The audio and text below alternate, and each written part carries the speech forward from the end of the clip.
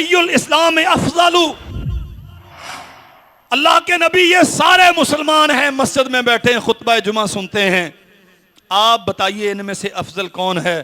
فرمایا من سلم الناس من لسانہ و یدہ۔ نمازیں بہت خوبصورت ہوں گی، مسجد کی پہلی صف میں بیٹھتے ہوں گے، آپ مسجد کے بڑے خدمتگار ہوں گے، علماء سے محبت کے بڑے دعوے ہوں گے، سب کچھ تمہارا ٹھیک ہوگا، لیکن اگر تیری زبان اور تیرے ہاتھ سے سالم الناس، یہاں مسلمان کی قید نہیں ہے،